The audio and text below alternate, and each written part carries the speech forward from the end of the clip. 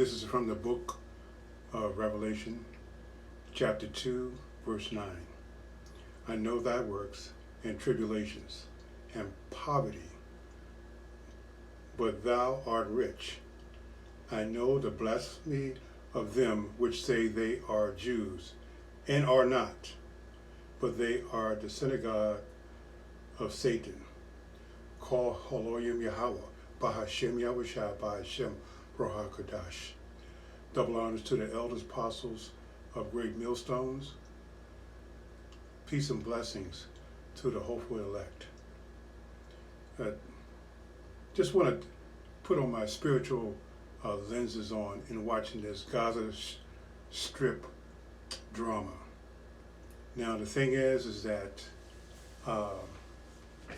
they have a lot of military might.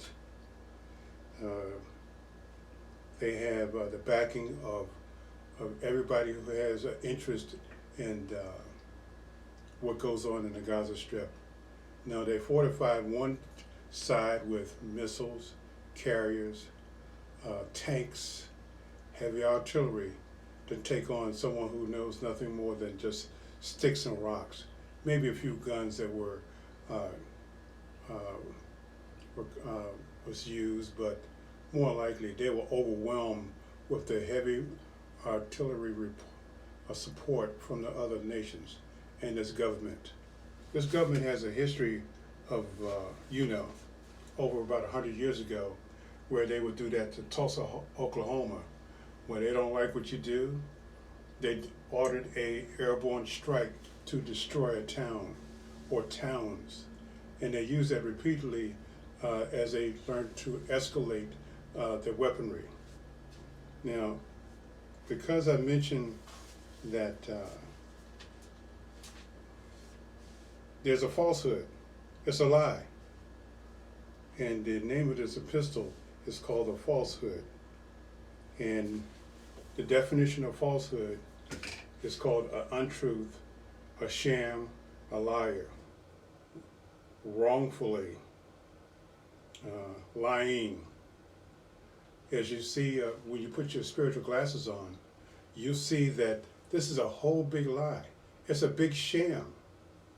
How is it that you have a fair fight, but because they had the military backing of the United States and other countries, more likely the Ukraine, because they basically operate from the same money pot, as you will.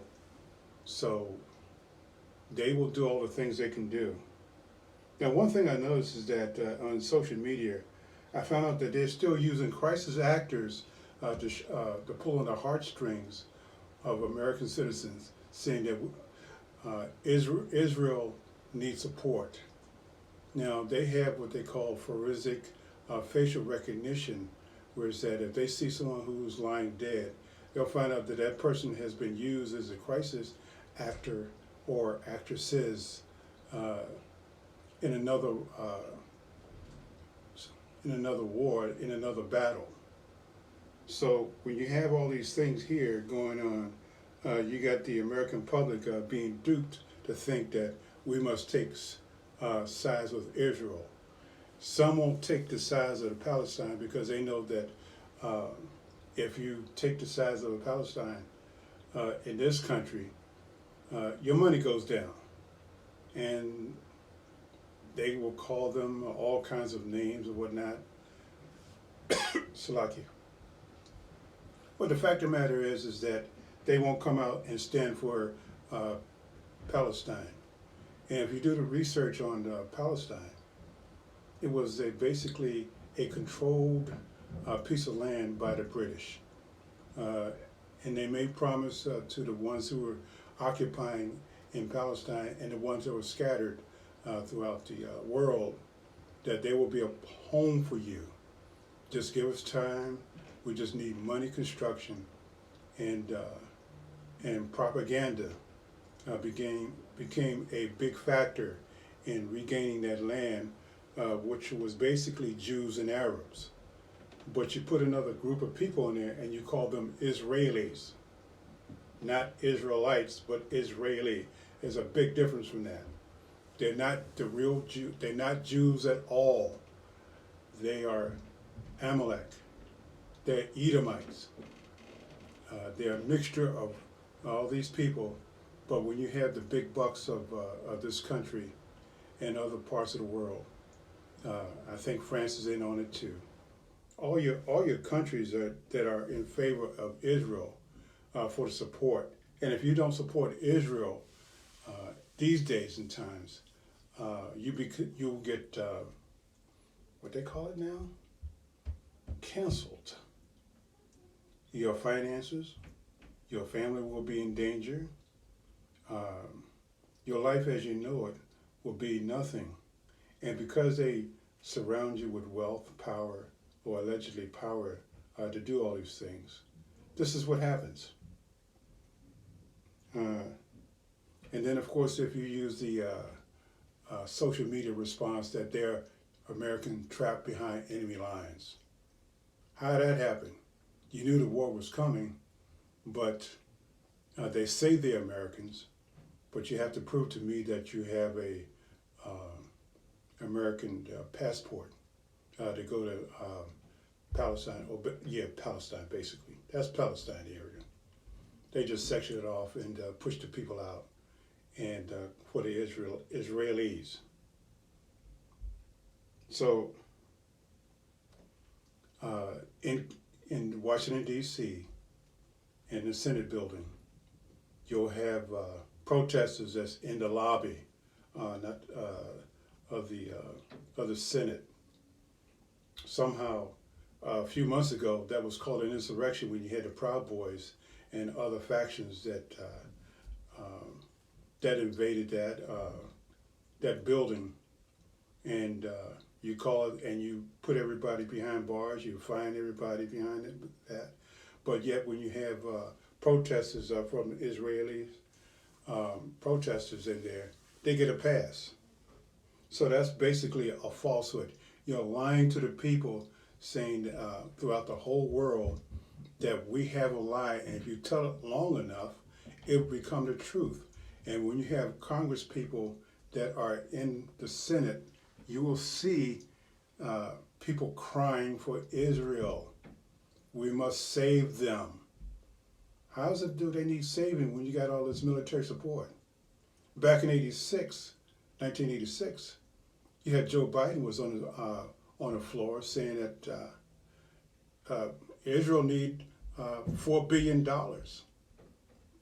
for support to line the pockets of the politicians throughout the world. You don't need that kind of money to fend off the at that time the PLO, the Palestine Liberation Army. Organization that was headed by Yasser Arafat. No, those things I remember, but now that he's gone, you got a group called the Hamas thing, was basically an offshoot of the PLO.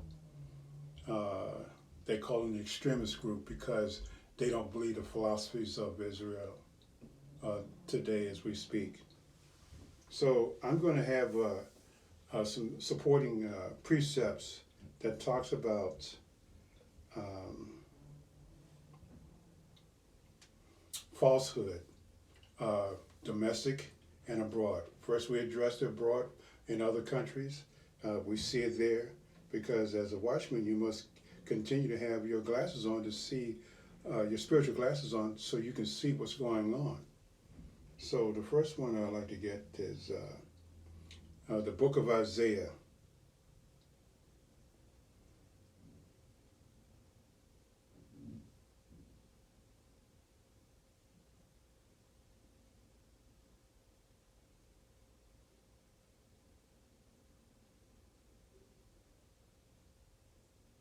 Book of Isaiah 59, chapter 59, verse 13. In transgressing, in lying against the Yahweh Yeshem Yahweh Shai. Salakia. Yahweh Yahweh Shai. and departing away from our power, speaking oppression and revolt, conceiving and uttering from the heart words of falsehood. Now, this is what I'm talking about. You say that you're oppressed by a group that doesn't have any military fight. They don't have the technology, weapon technology. They may slip and take out a few numbers and whatnot. But if you look at the death toll that's gone on in that war, Israeli deaths have gone up markedly against the Israeli that's there fighting a war that they know they can win because they have the military fight. And because you're not the real people, you're not the real Jews, as it said in Revelation 2 verse 9, where it says that you are from the synagogue of Satan. So, you know, when you say the word Satan, that means adversary, that means opposite, that means against the truth, that means falsehood. Salakia. Like the next book I'd like to go to is the book of Isaiah 57.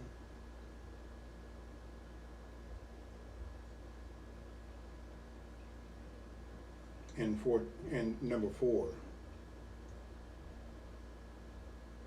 And it reads, against who do ye sport yourselves?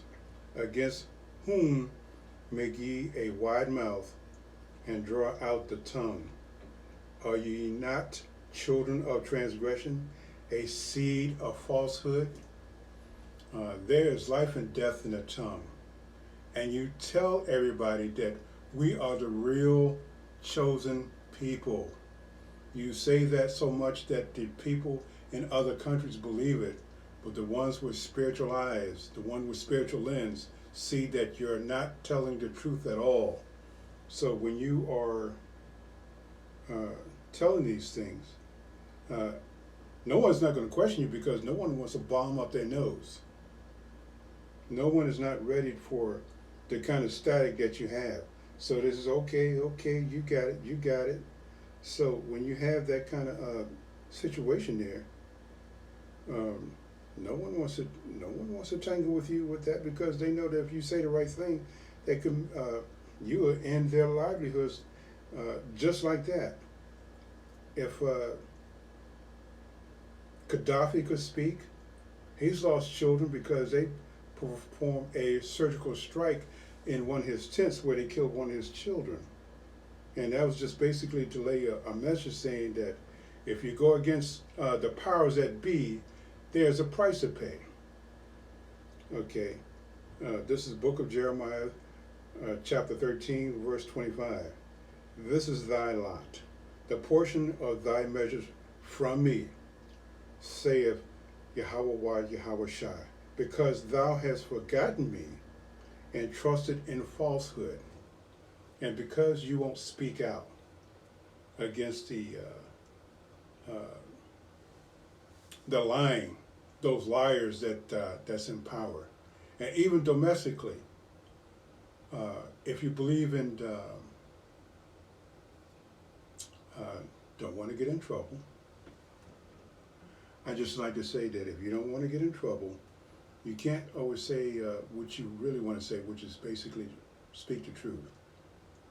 They will listen to a lying man with money more than they lie a person who is poor, and that's all he has is the truth and the knowledge and wisdom. So when you have these falsehoods going on, that means you can have a heavily populated of registered perverts that's in that small little strip of land.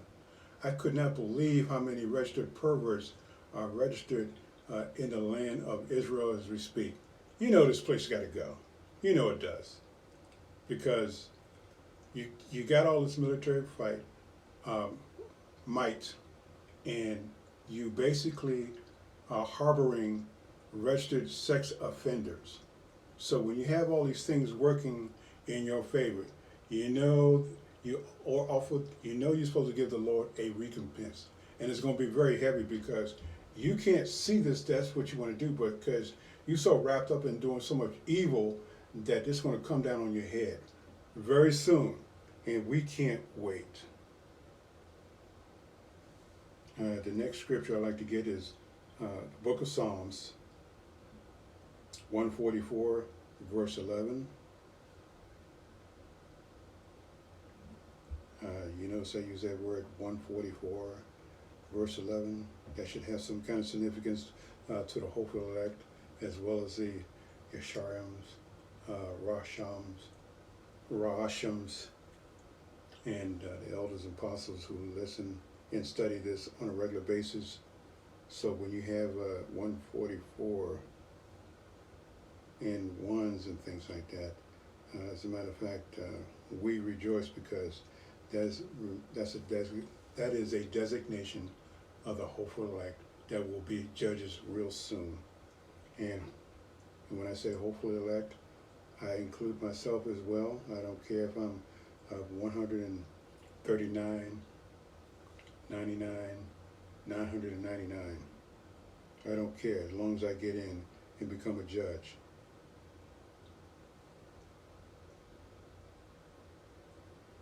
Okay. David said this in a prayer: rid me and deliver me from the hands of the strange children, whose mouth speaketh vanity, and their right hand is a right hand of falsehood. Now, back in the days of King David, nothing has changed. As it says in Ecclesiastes, the book of Ecclesiastes, book 1, verse 9, where it said things hadn't changed at all. So you see a repeat of those people that you see over in this country domestically and across the world. People hate us so much is that we have these strange children that comes up and trying to tell them that their truth, their falsehood, their lying, their propaganda, they're trying to get us to believe it, and to the point become ad nauseum. Basically what that means, until you're sick to death of hearing this over and over and over. And every time before you start this falsehood, support these other groups, in addition to the other 17 nations. And that is the end of this epistle. I hope that this was rewarding, helpful, and maybe get something out of it. It is my wish that it is not a wish, but it is my duty to present this information to the hopeful elect, as well as the elders and apostles, bishops and priests on down. I bid you shalom.